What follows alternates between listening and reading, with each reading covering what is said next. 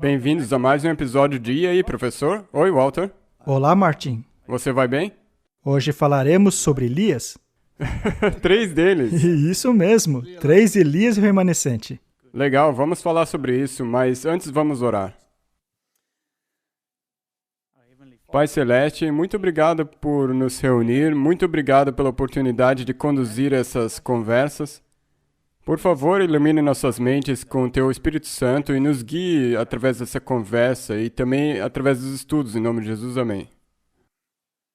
Depois do nosso último programa sobre o que está acontecendo no mundo e todas as loucuras que estão ocorrendo nele, nós decidimos voltar a um pouco de sanidade no programa de hoje. Hoje estudaremos a respeito dos 3 Elias, já que eles são a resposta para o caos que está ocorrendo hoje. Nós não queremos perder a conexão espiritual deste programa. E sabe, isso que você acabou de dizer, como nós poderíamos conseguir passar por tudo isso nesse mundo, nesse tempo que estamos vivendo, se nós não tivéssemos a Bíblia? Sim, e o interessante é que ninguém quer a Bíblia. Não.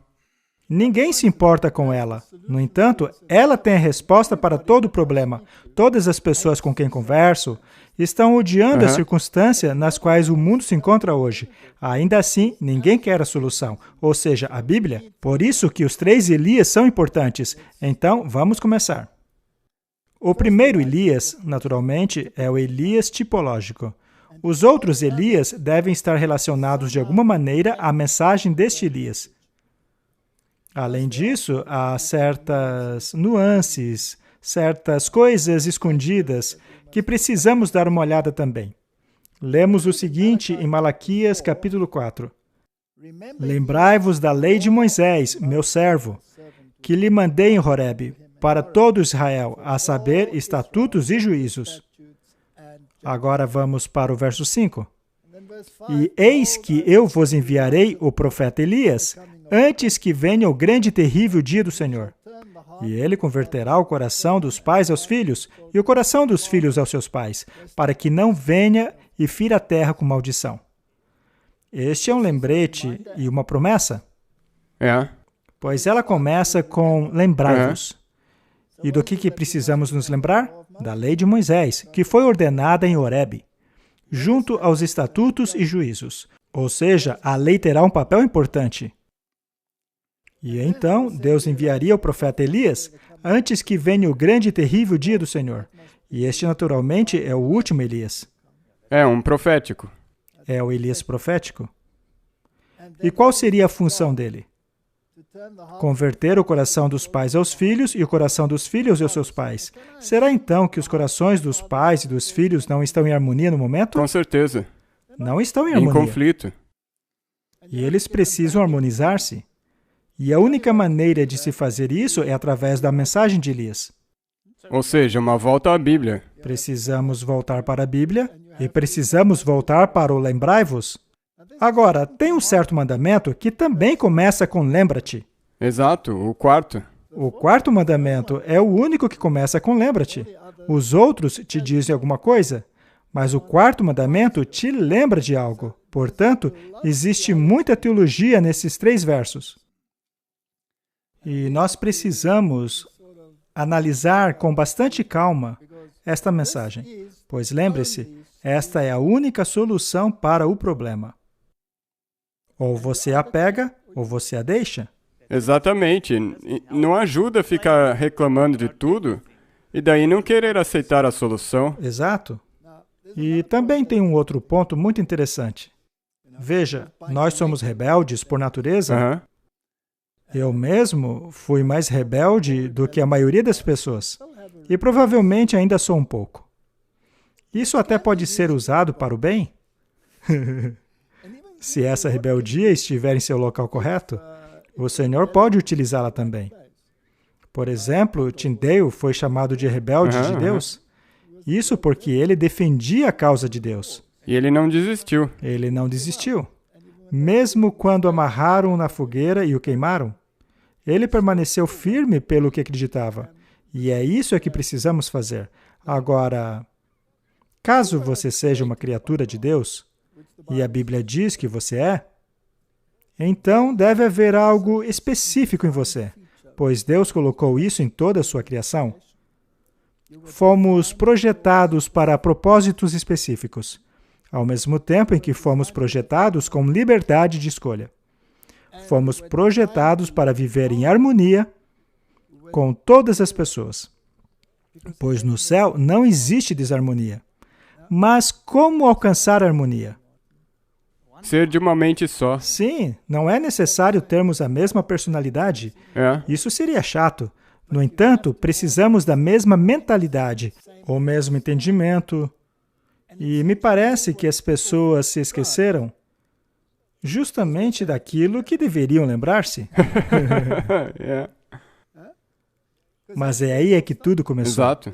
Começou com algo de que se esqueceram e precisam ser relembrados. E é este o trabalho de Elias. E qual que é todo o propósito do plano da salvação? É trazer tudo de volta em harmonia da maneira que era antes da queda. E se Deus projetou você para um propósito específico e para uma vida da qual Ele deseja que sejamos felizes, por que somos tão rebeldes? Porque nós preferimos ouvir o inimigo de Deus ao invés de Deus. E não importa o quanto as pessoas neguem, o homem é rebelde. Se na Bíblia diz que no início Deus nos deu os vegetais como alimentos, e os frutos e grãos, para o homem não importa, o homem sempre vai querer algo diferente. Eu quero uma coisa 100% contrária.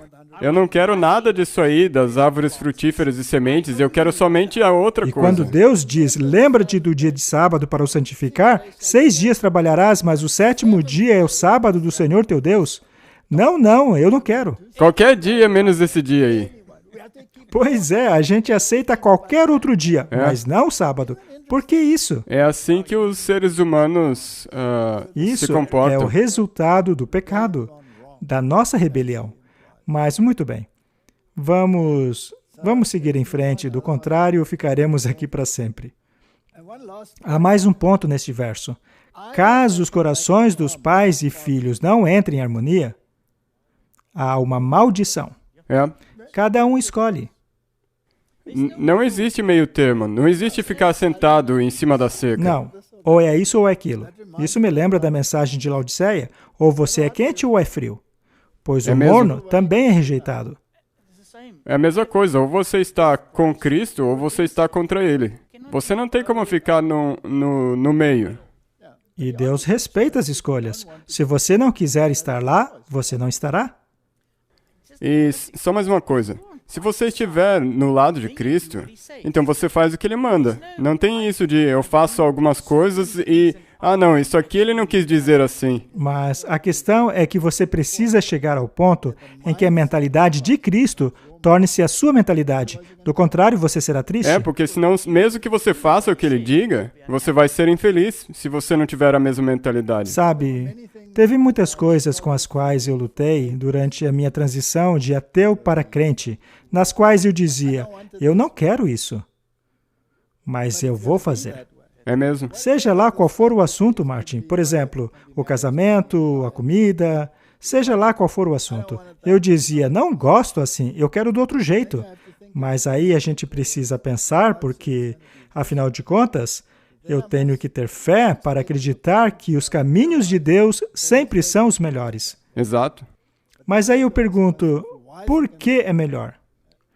Eu preciso refletir a respeito. E quando eu finalmente entendo por quê, eu finalmente digo, faz sentido, realmente este é o melhor caminho. Quando isto acontece, a vida cristã torna-se um deleite. Se não for assim, não funciona. É sempre assim, você tem que aceitar que a maneira dele é a melhor. E sabe de uma coisa? Sempre que você tiver essas nuvens escuras sobre você o tempo inteiro, sempre que você decidir que o jeito de Deus é o melhor jeito, essas nuvens desaparecem. Mas nós somos tão rebeldes que nós não queremos que essas nuvens desapareçam. A gente sequer faz ideia do quão rebeldes somos. Mas então vamos dar uma olhada no primeiro Elias. Houve uma época em que Israel, as 10 tribos do norte, eram terrivelmente apóstatas. Acabe reinava, e ele era casado com Jezabel, E só isso já é uma grande tipologia. Pois quando vamos lá para Apocalipse, vemos que Jezabel exerce um papel importante. Jezabel, naturalmente, é aquela que veste púrpura e escarlate. E sabemos que na Bíblia, mulher é símbolo de igreja. Existe então a tipologia de uma igreja que veste-se de vermelho e roxo e que faz negócios. Ela é então uma mercadora, certo? Ela não é apenas uma igreja, ela é uma mercadora. Se você for para Apocalipse 18, vemos que a Babilônia é a líder dos mercadores do mundo, pois quando a Babilônia cai, os mercadores do mundo choram. Portanto, trata-se de um relacionamento ilícito entre os reis do mundo e a igreja. E ela conduz o povo à adoração do sol. A Jezabel literal fazia isso, e a Jezabel antitípica também fará o mesmo. Exatamente. E a Jezabel antitípica, assim como a Jezabel típica, está em conflito com Elias. Ela o persegue. E Elias foge dessa Jezabel para salvar a sua vida. Porém, a mensagem de Elias aniquilou os sacerdotes de Baal. É interessante, não é? Muito interessante. Pois é, nós temos que dar uma olhada nisso. Elias, o tisbita, era dos moradores de Gileade, e ele disse a Acabe: Vive o Senhor, Deus de Israel, perante cuja face estou, que nestes anos nem orvalho nem chuva haverá, senão segundo a minha palavra. Nem chuva nem orvalho. O que seria isso no sentido espiritual? Significa nada espiritual sem a Bíblia e o espírito de profecia. Sim, não haveria chuva temporã, chuva serôdia. O Espírito Santo teria sido jogado de escanteio. Mas isso aconteceria até que houvesse uma certa mudança. E a mudança que deveria ocorrer é que a mentalidade de Baal deveria ser finalmente removida. Não simplesmente jogada para debaixo do tapete, mas destruída. Ela deve sumir do mapa, deve morrer. Aliás, deve ser morta, não é? Exato. Do contrário, essa mentalidade vai surgir de novo. Não haveria orvalho, não haveria chuva, enquanto a mentalidade de Baal prevalecesse. Muito bem. E a palavra do Senhor veio a ele dizendo: Retira-te daqui e vai para o Oriente, e esconde-te junto ao ribeiro de Querite, que está diante do Jordão. E há de ser que beberás do ribeiro, e eu tenho ordenado os corvos que ali te sustentem. Basicamente, ele foi enviado ao deserto. Elias foi enviado ao deserto, e a lição que tiramos disso é que Deus cuidará de nós. O pão e a água serão certos. E Deus cuidou dele. Verso 7. E sucedeu que, passado dias, o ribeiro se secou, porque não tinha havido chuva na terra. Até mesmo o ribeiro havia secado, mas Deus permitiu isso. Deus permitiu que ele passasse por aquilo. Mas se você se colocar na pele de Elias, naquele momento, quando o riacho secou, eu não acho que ele ficou muito otimista. Pois é, aquilo deve ter preocupado ele. É. Por isso é que é uma questão de fé. Exato. Mas Deus cuidou dele. E aí ele foi enviado para a viúva de Serepta. Então veio a ele a palavra do Senhor, dizendo: Levanta-te e vai para Sarepta, que é de Sidom, e habita-lhe. Eis que eu ordenei ali uma mulher viúva que te sustente. E isso também é uma tipologia interessante. O próprio Jesus disse que na época de Elias havia várias viúvas israelitas, mas o Senhor não o mandou para nenhuma delas. E isso é uma tipologia da igreja. Sobre a igreja. Portanto, Elias estaria salvo com uma viúva. Bem, viúva é uma mulher que perdeu seu marido, não é?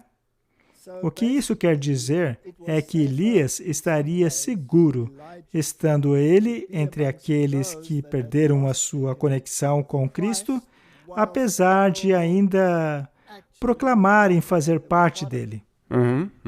Sim. Eu posso dizer que, na minha própria experiência, isso de fato ocorreu. Aqueles que mais me atacavam foram as viúvas de Israel. Foram elas que mais me machucaram. Elas me levaram a tribunais, tentaram me cancelar, me baniram. Enfim, não precisamos detalhar muito. A questão é que é um pouco mais seguro estar com as viúvas de fora do que com as viúvas de Israel. Veja, naquela época haviam muitas viúvas. Viúvas lá de Israel. Martin, você acha que há muitas pessoas na igreja que perderam a sua conexão com Cristo? Certeza. E elas gostam de falar. Quanto mais perderam a sua conexão com Cristo, quanto mais se envolveram com Baal, mais elas gostam de falar. Sim, e mais ainda eles pensam que estão fazendo a vontade de Deus. Pois é. A exclusão parece ser a maneira de agir delas. Apenas algumas pessoas podem estar no púlpito, apenas se tiverem a permissão dela para tal. No entanto, nosso próprio manual da igreja diz que aqueles que são ordenados têm autorização para falar. Mas vamos deixar assim. É apenas uma tipologia interessante. Então ele se levantou e foi para Sarepta. E chegando à porta da cidade, eis que estava ali uma mulher, viúva, apanhando lenha. E ele a chamou e lhe disse, traze-me, peço-te, um vaso, um pouco de água para eu beber. Muito bem. De onde veio ele para encontrá-la? Ele a encontrou no portão. O portão era o local do julgamento. Mais uma vez temos o tema do julgamento. E a terra estava sob juízo, por causa da seca, é claro. Traze-me, peço-te, um vaso, um pouco de água para eu beber.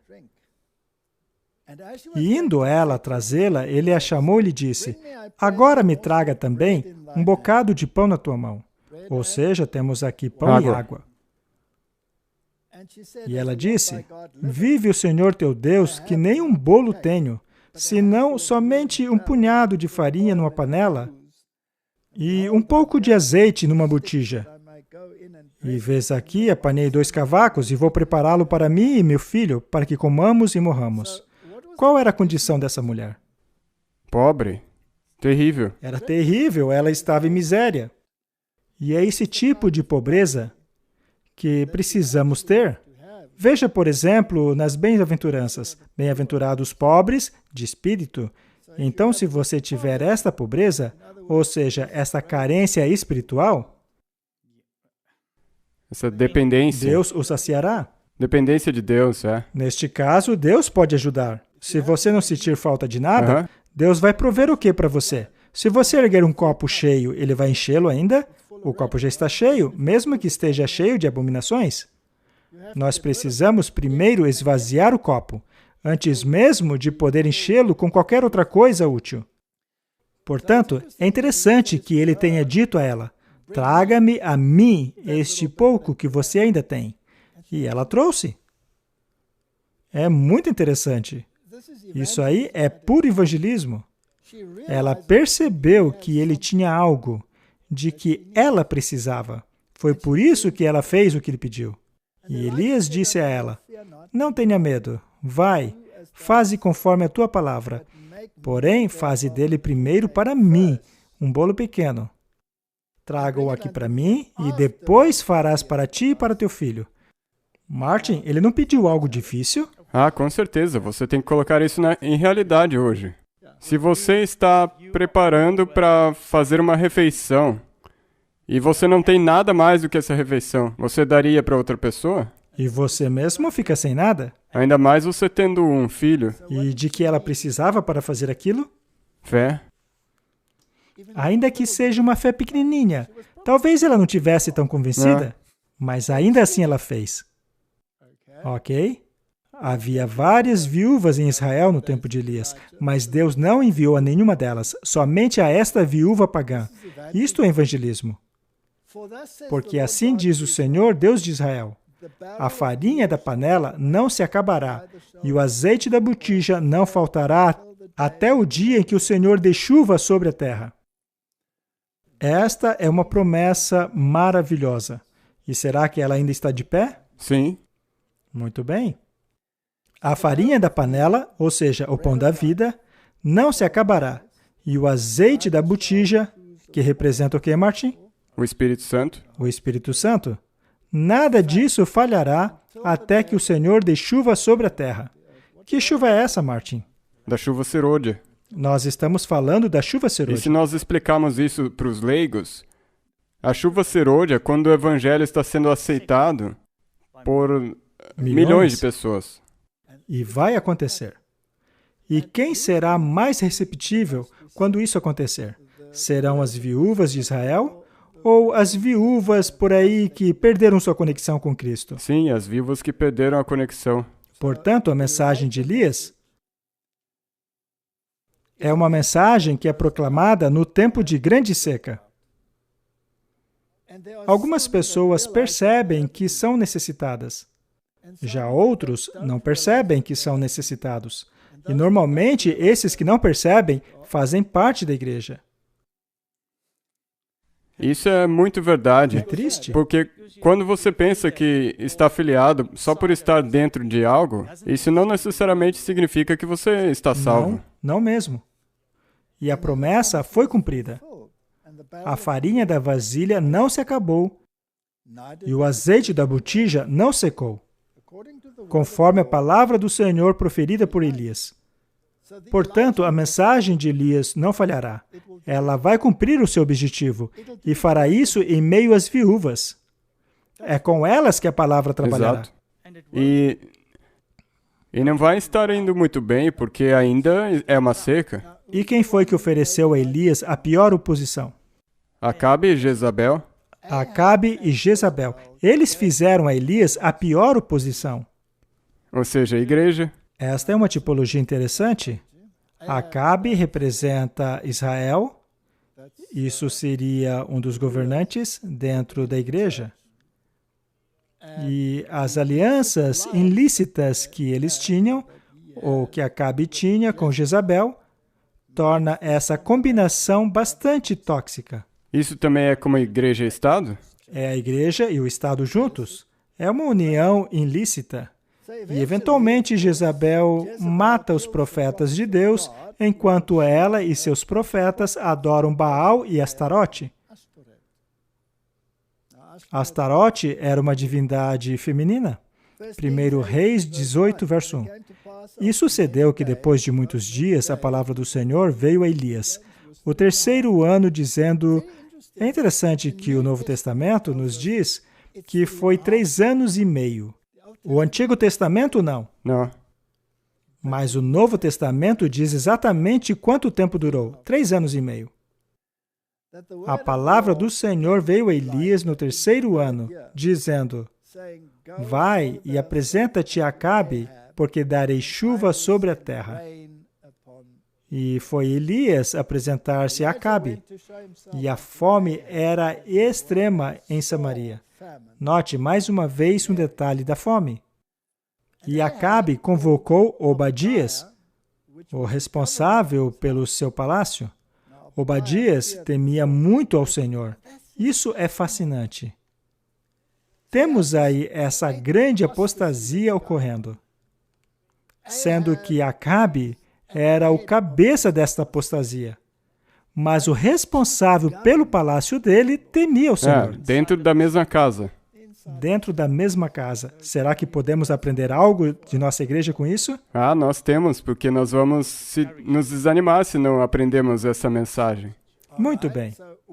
Quando pensamos em Acabe, e quando estamos constantemente enfrentando Acabe, e ele está frequentemente te perseguindo, é a hora de lembrar-se de Obadias.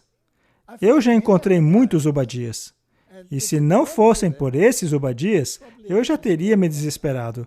Mas graças a Deus, a igreja tem os seus Obadias. Porque sucedeu que, destruindo Jezabel os profetas do Senhor, Obadias tomou 100 profetas e de 50 em 50 os escondeu numa cova e os sustentou com pão e água. Veja que temos este tema constantemente. O pão e a água serão providos. Será então, Martin, que só teremos pão e água ou isso é uma aplicação espiritual? Com certeza também tem uma aplicação espiritual. Com certeza. Porque, se você considerar isso espiritualmente, isso é uma guerra acontecendo também dentro da igreja. Esta é uma grande guerra sendo travada dentro da igreja. E Elias, no entanto, é enviado para pregar para uma pobre viúva. Exato, ele está ocupado fazendo seu trabalho. Ele está evangelizando. Ele não estava ocioso. Não, Ele foi ao deserto e então para a viúva. E aquela viúva não era de Israel. Este era o trabalho dele. Então ele continua e pensa, Deus vai resolver isso aí. Deus sempre cumpre o trabalho dele. E agora chegou o ponto de confronto. Este confronto é uma representação daquilo que ocorrerá no futuro. Este conflito ocorre a todos os Elias, inclusive o Elias do tempo do fim. Tiago nos diz algo a respeito de Elias. Elias era um homem sujeito a paixões como nós. Isso é reconfortante, não é, Martin? Ele também ficava desesperado e às vezes tinha que lidar com o temperamento que ele tinha. Eu queria ser você, Martin, porque aí eu não teria nenhum dos problemas que eu tenho. Você não tem problema nenhum na vida, né? Se nós olharmos rápido... você fez um comentário antes que eu não fico toda hora arrancando os meus cabelos. Não. Essa é realmente uma vantagem que você tem. E ele orou fervorosamente para que não chovesse. E não choveu sobre a terra por um período de 3 anos e 6 meses. Aí está, no livro de Tiago. A fome durou 3 anos e meio. Vamos continuar a história. Então Acabe estava perseguindo Elias, só que ele não podia pegá-lo. Ninguém podia pegar Elias, pois Deus estava cuidando dele. Exato. Será que podemos esperar, Martin, que os Acabes antitípicos de hoje também persigam os Elias? Constantemente, tentando se livrar deles. Constantemente. Escrevendo artigos aqui, artigos ali, na tentativa de afastar os Elias dos púlpitos, todos os tipos de coisas. Mas, de alguma maneira, Deus os protege. E agora chega a hora do confronto. E aconteceu que, vendo Acabe a Elias, disse-lhe, És tu o perturbador de Israel? Qual foi a mentalidade deste líder de Israel? Quem era o problema para ele? As pessoas que estão tentando fazer evangelismo, contar a verdade às pessoas, esses teóricos da conspiração, de acordo com eles. Para eles, essas pessoas são o problema, mas não Jezabel, porque estão na cama com ela. Ela não é o problema para eles. Não, tudo que ela fazer não tem problemas. Ela pode até mesmo matar os profetas de Deus. Ou seja, em outras palavras, ela está eliminando a mensagem que precisa ser propagada e a mensagem acabou sendo confinada em uma caverna. Isso é terrível. Os profetas, por outro lado, estão sendo alimentados na caverna. Eles provavelmente liam os livros do Espírito de Profecia. Exato. Será possível, Martin? Com certeza. Quando chegar a hora, aqueles 50 profetas de uma caverna, junto com os 50 profetas da outra caverna, vão sair dela e pregar a mensagem de Elias. Muito bem, então Acabe estava perseguindo Elias. E ele achava que se ele pudesse livrar-se desse profeta importuno, os seus problemas estariam acabados.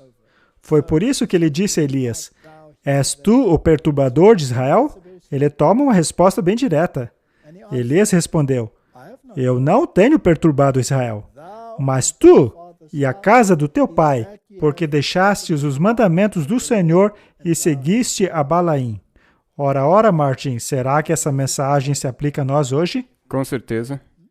Sabe, é como eu mencionei antes. As pessoas estão achando que estão fazendo um serviço a Deus. Mas, na verdade, são eles que são os perturbadores de Israel. Quando nós lemos aquele texto lá em Malaquias, nós vimos a referência feita à lei de Deus e logo em seguida a menção de que Elias viria. Bem, este é o primeiro Elias. Existe uma referência sobre os mandamentos de Deus? É aí que mora o problema. É aí que está o problema. E eles não estão apenas ignorando os mandamentos do Senhor, mas também estão seguindo as ordens de Jezabel. Exato. Já que Acabe não está impedindo Jezabel de fazer o que ela quer. Ele não diz a Jezabel, o que é isso? O que você está fazendo? E nós temos exatamente o mesmo problema hoje.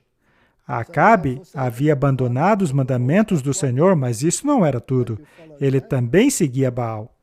Ao analisarmos a situação das coisas hoje, como o estilo de adoração, a música, a dança que está chegando, e também o estilo de pregação, a pregação emocional, a teologia emergente, tudo isso não é adoração de Baal? Com certeza. Tudo é prosperidade. Evangelho da prosperidade, qualquer coisa menos a mensagem de Elias. Ela é muito desconfortável. E criticar Jezabel é conspiração, não é? Afinal, Jezabel é boazinha, não é? Verso 19. Agora, pois, manda reunir-se a mim todo Israel no Monte Carmelo, como também os 450 profetas de Baal, e os 400 profetas de Azera, que comem na mesa de Jezabel. Existe, então, um conglomerado de pessoas que se assentam na mesa de Jezabel. E esse conflito ocorre no Monte Carmelo. É toda uma reunião ecumênica. É isso aí. O que existe hoje lá no Monte Carmelo? É um templo Bahá'í. Ok. E o templo Bahá'í busca a união de todas as religiões. E eles possuem um documento em exibição que fala a respeito dos injustiçados. E é claro que o injustiçado é Lúcifer. Sim, porque ele foi expulso do céu. E a maior representação do Bahá'í é a Nações Unidas, que representa os reis do mundo. Assim, o tipo de adoração que ocorre no Monte Carmelo hoje é a reunião ecumênica de todas as religiões, uma religião mundial, que por sua vez honra o injustiçado. Não é interessante? Então, nada mudou. E a mensagem de Elias também não pode mudar. A questão permanece exatamente a mesma. Os profetas de Baal eram 450. E os profetas dos bosques, que por sua vez adoravam a Zerá, uma deidade feminina, eram 400. E então havia mais profetas de Baal do que os profetas de Azerá. E todos eles comiam na mesa de Jezabel. Não havia só unidade, mas diversidade. Isso de estar sentado numa mesa só me faz pensar na profecia de Daniel. Muito bem. E quais seriam os profetas dos bosques de hoje? São aqueles que adoram a Mãe Terra? Isso acontece no mundo todo hoje. Isso de mudança climática. A mudança climática também é impulsionada pela adoração da Mãe Terra. E eles também se assentam na mesa de Jezabel. E não é o que acontece hoje, essas pessoas se assentando na mesa dela? Com certeza. E eles não podem ser de qualquer religião? Nós vimos até o Papa nesse encontro da Amazônia, com Pachamama e tudo mais. Sim, todas essas questões. Eles todos estão felizes com Jezabel. E então temos os profetas de Baal. Agora, a adoração a Baal era muito atraente.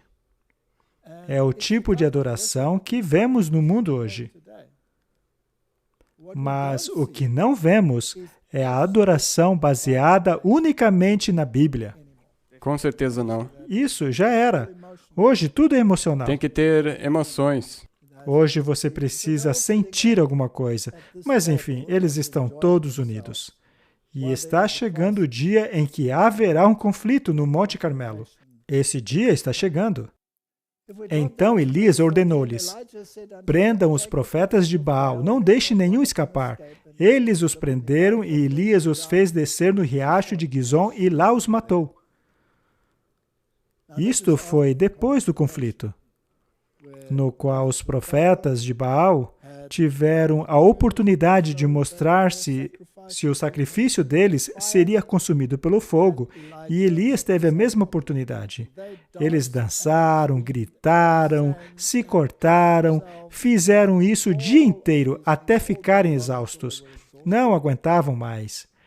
E enquanto isso, Elias foi até mesmo sarcástico. Sim, ele foi. Sim, ele foi sarcástico. Ele perguntou se ele estava surdo. Sim, é mesmo? Será que está dormindo? No sentido do texto original.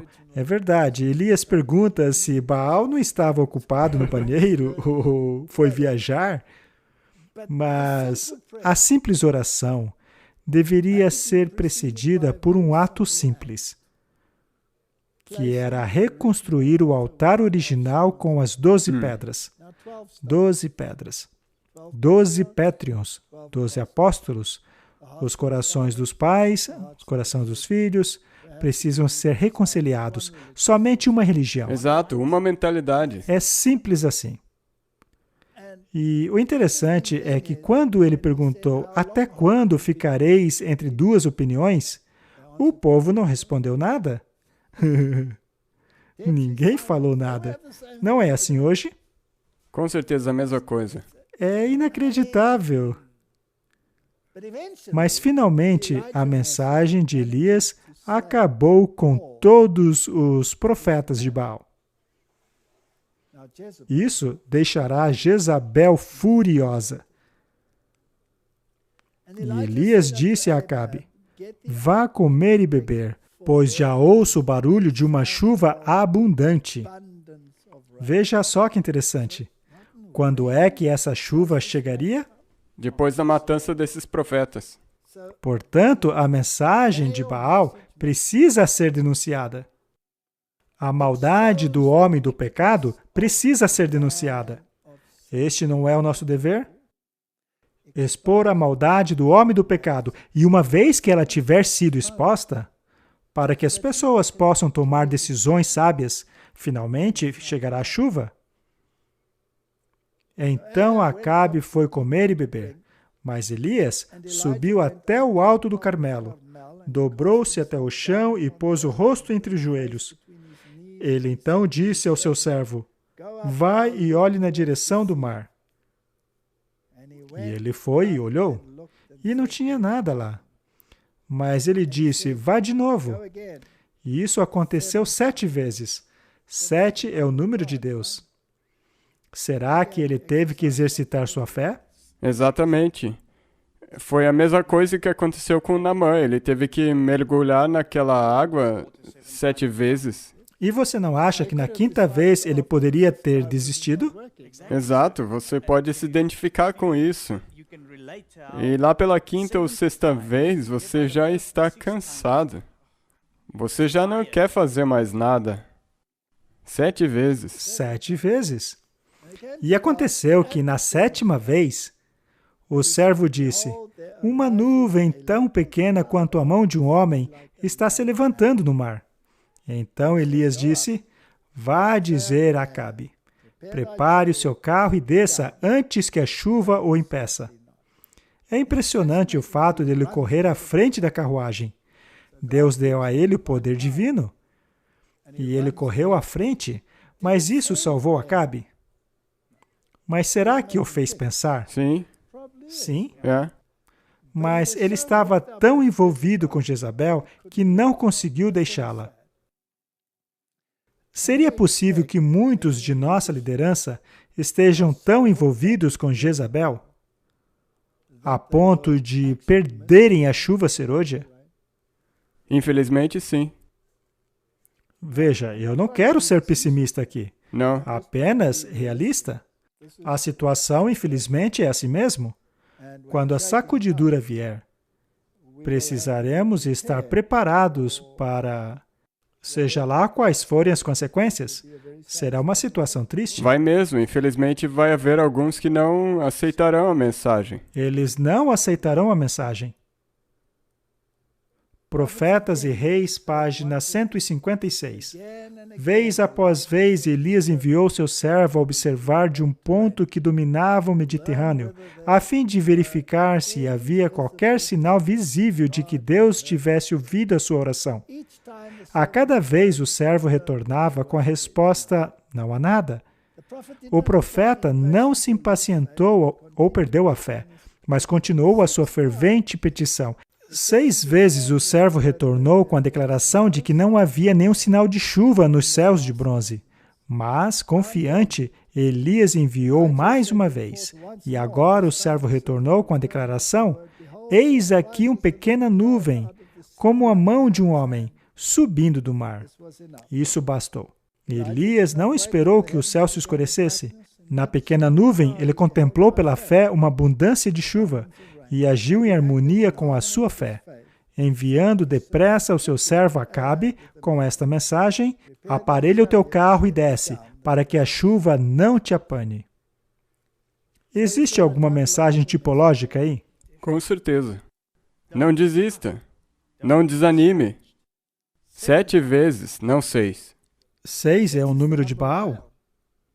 Então, se você parar ali, Você vai ficar com Baal. vai continuar ali.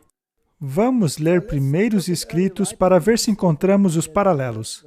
Logo nossos olhares foram dirigidos ao Oriente, pois aparecera uma nuvenzinha, aproximadamente do tamanho da metade da mão de homem, a qual todos nós soubemos ser o sinal do Filho do Homem. Todos nós, em silêncio solene, olhávamos a nuvem que se aproximava e se tornava mais e mais clara e resplendente, até converter-se numa grande nuvem branca. A parte inferior tinha aparência de fogo.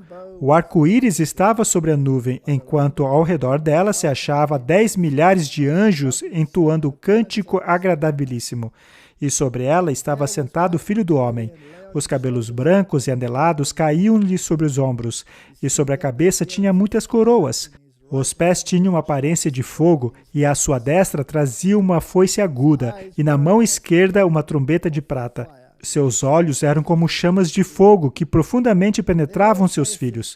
Todos os rostos empalideceram, e os daqueles a quem Deus havia rejeitado se tornaram negros. Todos nós exclamamos então: quem poderá estar de pé? Estão as minhas vestes sem mancha?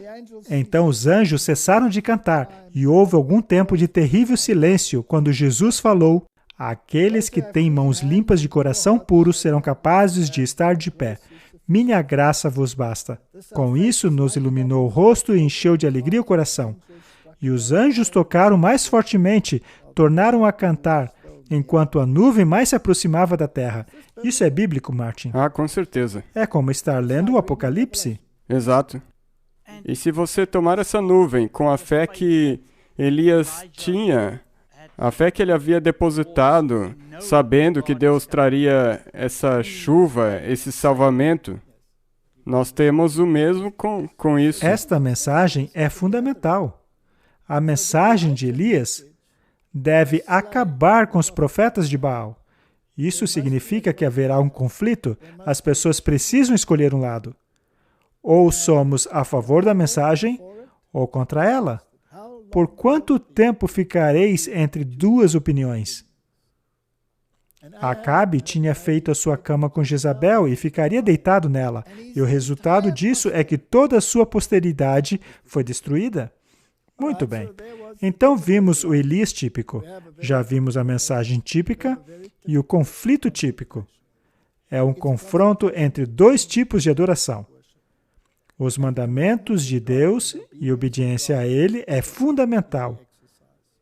É uma mensagem contra a aliança e união ilícita entre um rei e uma mulher. Entre a igreja e o Estado. E o Estado. Esta foi a mensagem do primeiro Elias. Muito bem, chegou a hora de vermos o segundo Elias. João Batista foi o segundo Elias.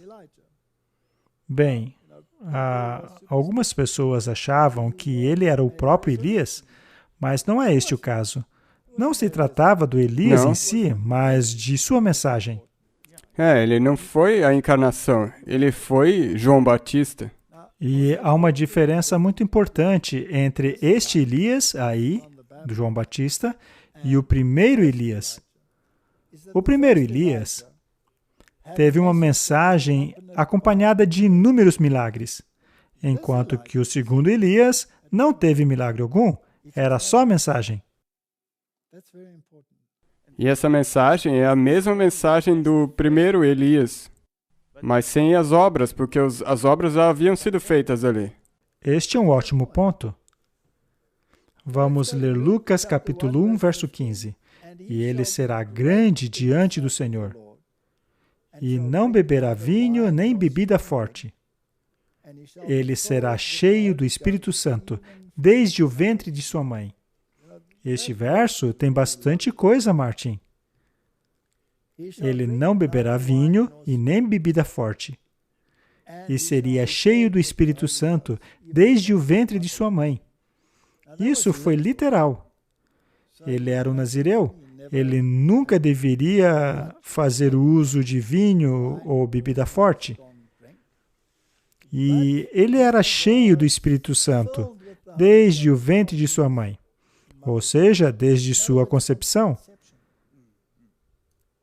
Agora, o Elias final, desde o momento em que é concebido, ou seja, desde o momento que aparece no cenário mundial, será cheio do Espírito Santo. E uma vez que o Espírito Santo tenha confirmado a mensagem, nenhuma mensagem posterior pode desfazer aquilo que já foi confirmado. Portanto, os pilares do Adventismo permanecerão até quando? Até o fim. Até o fim. E será que há tentativas de se derrubar esses pilares? Vão haver muitas. Muitas tentativas. Muito bem. Ele também era um vegetariano literal. A Bíblia diz que João Batista comia gafanhotos, mas o sentido original da palavra grega para gafanhotos também pode ser interpretado como plantas ou frutos silvestres. Provavelmente se tratava da alfarroba, que, aliás, fazia parte da alimentação dos pobres daquela época. Portanto, a alimentação dele era simples. Mateus 11, verso 13. Pois todos os profetas e a lei profetizaram até João. E se quiserem aceitar, este é o Elias que havia de vir. Portanto, Jesus, de maneira bastante clara, disse que João Batista era o Elias.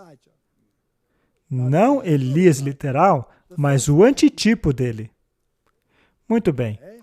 E todos os profetas e a lei, ou seja, a lei e os profetas, profetizaram até João. Quando Jesus esteve no Monte da Transfiguração, quem apareceu lá? Elias e Moisés. Moisés representa a lei e Elias representa o testemunho. A lei e ao testemunho.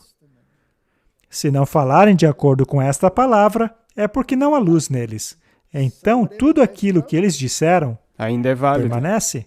E caso os filhos tenham se desviado desta palavra, então os filhos devem voltar os seus corações aos pais e os pais aos filhos, para que ambos estejam em harmonia com a lei e os profetas. Exato. E será que a lei e o testemunho também é uma característica da igreja remanescente? Sim, 100%. Não é lindo que tudo esteja conectado? Quem poderia ter pensado nisso tudo? Exatamente. Somente Deus. Somente Deus poderia ter feito assim. Isso também te mostra o quão importante é não desconsiderar o Velho Testamento. Pois é. Porque toda a verdade já estava lá. Correto. Muito bem, Jesus disse a eles claramente que João Batista trazia consigo a mensagem de Elias. Por isso, precisamos estudar esta mensagem mais uma vez.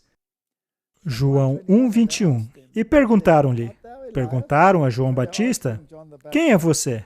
Você é Elias? E ele disse, não, eu não sou. Ora, será que Jesus estava mentindo ou falando tipologicamente? Falando tipologicamente. Com certeza, não há outra maneira de interpretar isso. Você é aquele profeta? ou seja, o Messias? Ele disse que não. No dia seguinte, João viu a Jesus que vinha para ele e disse: Eis o Cordeiro de Deus que tira o pecado do mundo. Esta era a função de João Batista.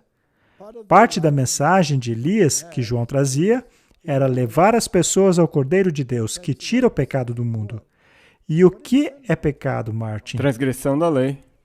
Não voltamos, então, ao mesmo ponto? 100%, nós ouvimos isso no anterior.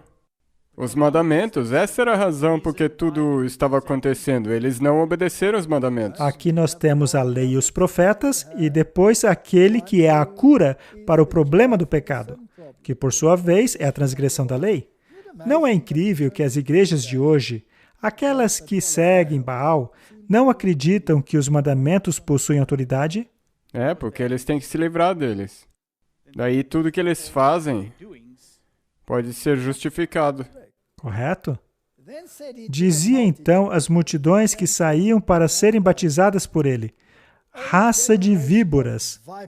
Quem lhes deu a ideia de fugir da ira que se aproxima? A quem ele se dirige aqui? Aos líderes da igreja. Sim, aos fariseus. Por acaso, o primeiro Elias não teve o confronto com os líderes? É. Muito bem, este é o segundo conflito, o que levanta uma questão. Se não há conflitos, então há algo de errado. Você pode estar do lado deles. Você pode estar do lado errado. Precisamos ter muito cuidado, mas não se esqueça. Tem Obadias. Não se esqueça dos Obadias. Se não fossem eles, estaríamos desesperados. Mas muito bem, vamos lá. Então, chega essa multidão e ele a chama de raça de víboras. Essa é uma linguagem muito forte. Sabe, esse linguajar dele me faz pensar que as pessoas que sempre falam, você tem que abrandar a mensagem. Eu não vejo os profetas de Deus entregando mensagens brandas. Não, ele a chama de raça de víboras. E então ele diz qual é o problema. Produzam frutos dignos de arrependimento. E também nem comecem a dizer que Abraão é o pai de vocês. Porque eu vos digo que até mesmo dessas pedras, Deus pode suscitar filhos a Abraão. Então, não torne-se complacente porque você pertence a uma denominação específica.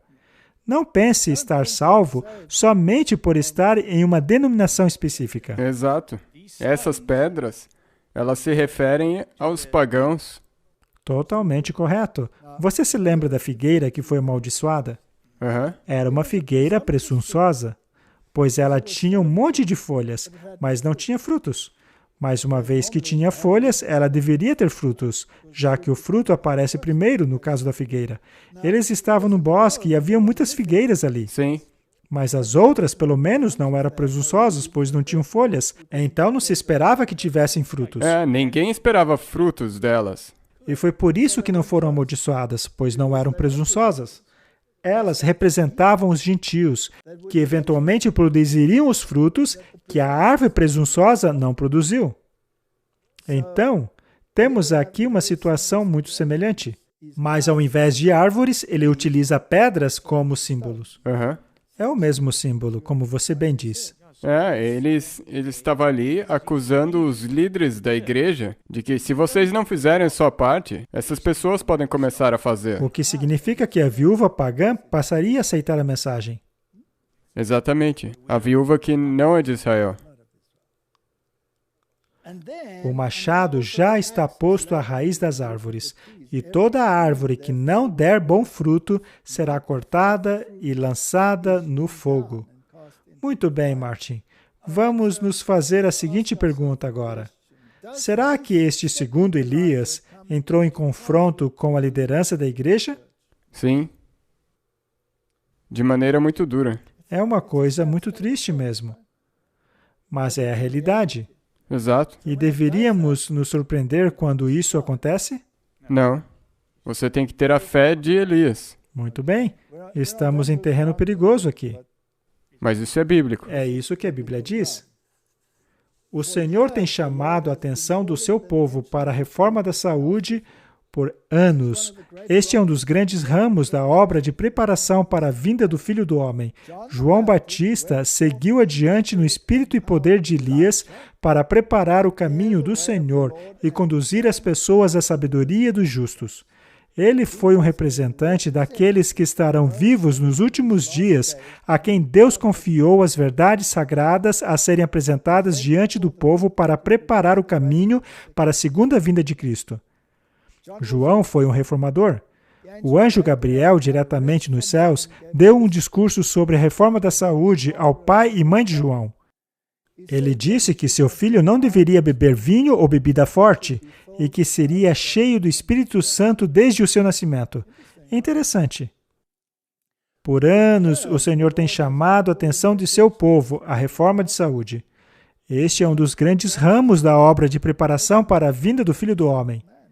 João Batista foi adiante no espírito e poder de Elias para preparar o caminho do Senhor e voltar ao povo para a sabedoria dos justos. Ele foi um representante daqueles que estarão vivos nesses últimos dias, a quem Deus confiou verdades sagradas a serem apresentadas ao povo, a fim de preparar o caminho para a segunda vinda de Cristo. Voltemos para o primeiro Elias. Os corvos lhes trouxeram carne, só que mais adiante, ele só teve pão para comer. Exato. Então ele progrediu. Houve uma progressão, mas esse Elias era vegetariano desde o nascimento. Já o Elias antitípico deverá ser a mesma coisa. E não seria esse assunto uma guerra dentro da igreja? Gigante. E será que a reforma da saúde diz respeito apenas ao comer e a beber, ou também diz respeito a doenças e tratamentos também? Contém tudo. Tudo que tem que ver com saúde e estilo de vida. Jezabel tinha uma mensagem de saúde? Ela não tem uma agulha que gostaria de inserir? E ela tem um estoque inteiro de drogas que vem com isso. E nós não temos uma mensagem contrária a essa? Os simples remédios da natureza. Ar puro, boa alimentação, uso inteligente da água, exercícios. Sabe, é realmente mais fácil apenas tomar uma agulhada.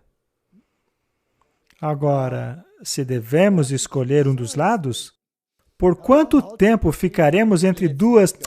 deixa pra lá, Martin. Vamos apenas plantar a semente e continuar. Então, isso tudo era para preparar o povo para a segunda vinda de Cristo. Sabe de uma coisa?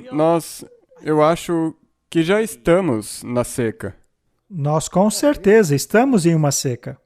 E nós estamos fazendo a nossa parte para a viúva. Sim, é o nosso trabalho. Então nós devemos começar a pensar quão perto que é isso tudo da segunda vinda. Está muito perto. Apesar de nenhum livramento milagroso ter sido proporcionado a João, ele não foi abandonado. Sempre teve a companhia dos anjos celestiais que lhe abriram as profecias concernentes a Cristo e as preciosas promessas das Escrituras. Que bela promessa! Contanto que nos apeguemos à Bíblia e ao espírito de profecia, não importa o quão desafiador seja as circunstâncias.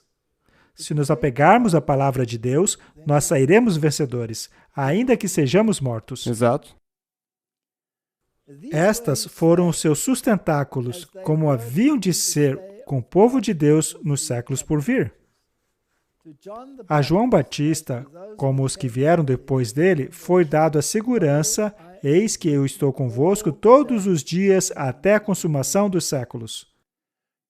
Deus nunca dirige seus filhos de maneira diversa daquela porque eles próprios haveriam de preferir ser guiados. Se pudessem ver o fim desde o princípio e perscrutar a glória do desígnio que estão realizando como colaboradores seus.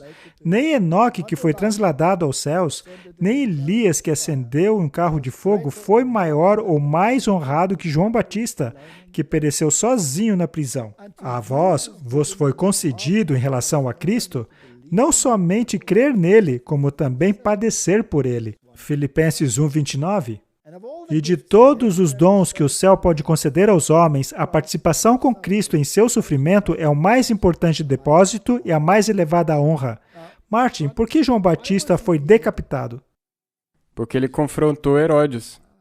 Por acaso o primeiro Elias confrontou o rei? Sim, Acabe. Sim, ele confrontou Acabe, que era um dos líderes de Israel. E Herodes também não era rei? Sim. Ele era rei de Judá. Muito bem, então havia uma aliança entre Herodes, os herodianos, e os fariseus e os saduceus.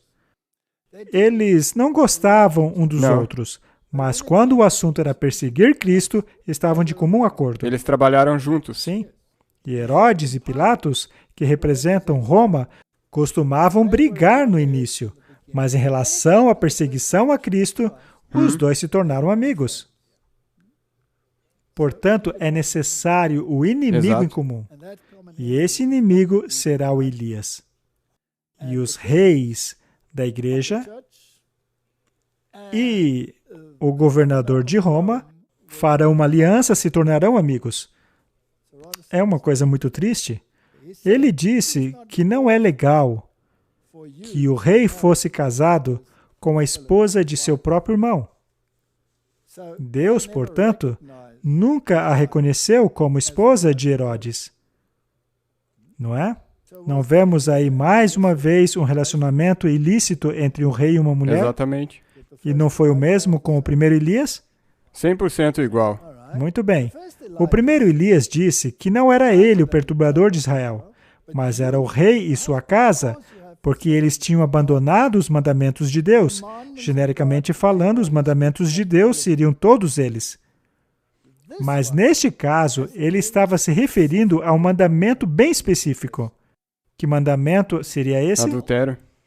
Adultério, o sétimo mandamento.